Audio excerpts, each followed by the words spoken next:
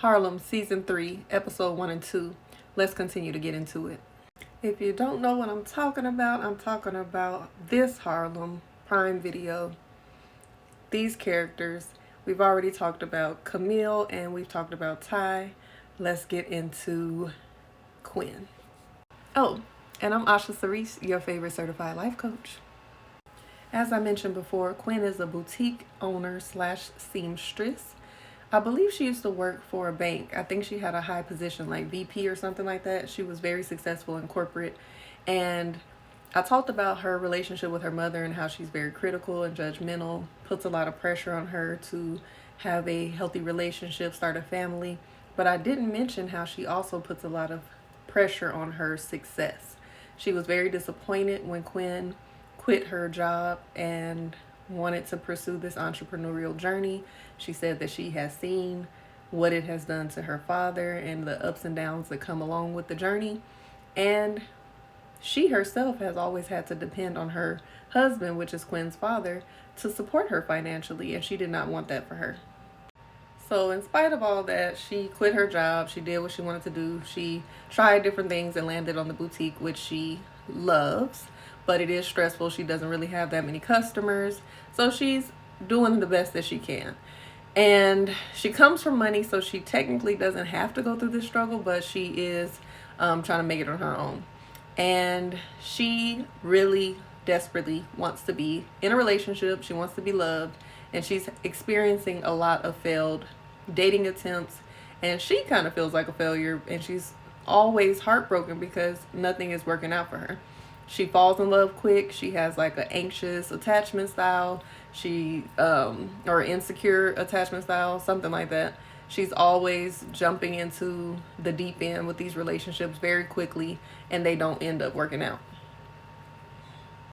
I also want to mention the fact that Quinn is somewhat of the strong friend who always is there for people when they want to vent, especially her best friend Angie, who is her roommate as well, or sleeping on her couch. She doesn't contribute financially, but she's constantly listening to other people. But when it's her turn to speak, people cut her off. They don't really listen to her because they feel like, you've got it together, you come from money, what do you have to really be worried about? After several failed dating attempts, Quinn is like, you know what? I'm not about to be worrying myself about getting in a relationship. I'm just going to try, just the one night stand thing, having a fling, no strings attached, no feelings, closing my heart off, and I'm just going to do what it do. So a mutual friend of theirs was supposed to get married and ended up, the wedding got called off because I think her man cheated. So she was like, I'm still having my bachelorette party. I want y'all to come. When they got to the bachelorette party, she met, I think his name was Sean on here. I believe this is Richard. I think that's his name in real life. But she meets him. She's already has determined that she's not trying to fall for nobody. She's definitely not thinking about falling in love with the stripper. But they do have a spark. They have a connection. They sit there and talk for a while. And she's like, all right, let's cut this off. We getting a little too deep. But she's like, but we can have a little one night stand. So they have the one night stand. She enjoys it. She gets up the next day expecting to go home. Like whatever. He's got breakfast in bed. He's saying the things that she, will want to hear. He's interested. He's not trying to hurry her out the house. And she's like, I'm not even on that type time. But she's falling for it a little bit. So all of a sudden, in walks a little boy, and it is his son. So she's like, oh no, got to go. So she rushes out the house, and she's already, sworn him off because his occupation, the fact that he has a child, it just goes against the things that she wants for herself. So she writes him off, but unfortunately she left a piece of jewelry at his house, so they had to meet up again. She has him come to Camille's ex-boyfriend Ian's mama's brownstone because they're having some type of party. It was a going away party for Ian's mother, and kind of like right before they're getting married, so a lot of people are there. And he comes, and he stays longer than she thought he was going to stay. She didn't even want him to come in. She was going to go meet him out.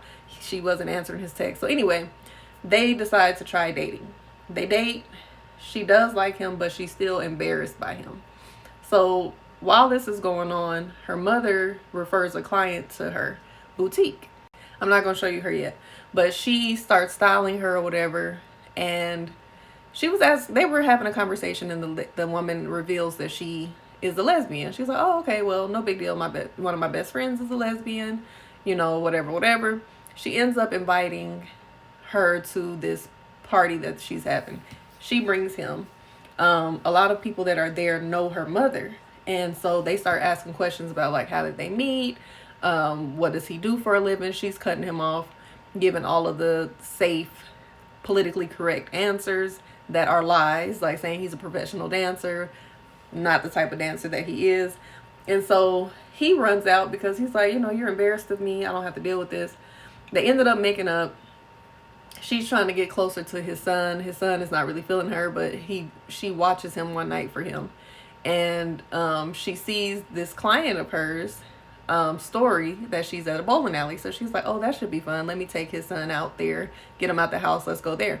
So while they're at the bowling alley, the woman who she saw the post on her story about her being there was still there. So she's like, what are you doing here? So she tells her. She ends up joining them, her and the little boy.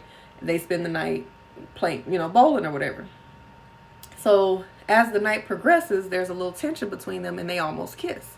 But the little boy, I think, ran up and stopped that from happening. But once that happened, she started to feel a little something like, am I, do I want to pursue this? Or was I just caught up in my hormones? What's going on? I'm feeling something. Long story short, she ends up asking this woman out and they decide to date, and unfortunately the woman breaks up with her too.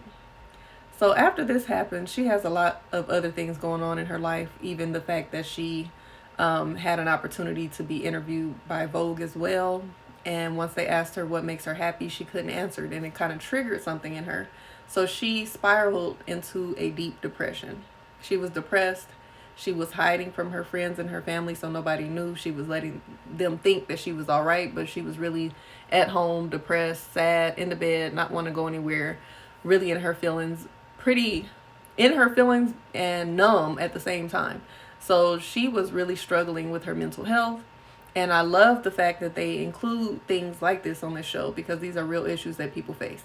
So eventually she opened up to her friends about the fact that she was struggling with mental health. And, again, she's been telling them, I need you all to check on me sometimes too, because again, they don't hold space for her. She holds space for everybody else and listens to their woes and ohs and their ups and downs. But when it comes to her, she gets cut off. They don't really pay any attention to what she's going through or how she's feeling. So once she spiraled out of control, they decided to go on a girls trip to Puerto Rico because they had went to Puerto Rico before for Camille when she was in a funk after grad school, I think, and they decided to go out there. While they were in Puerto Rico, Angie, her best friend, had reached out to her mother to come down and check on her.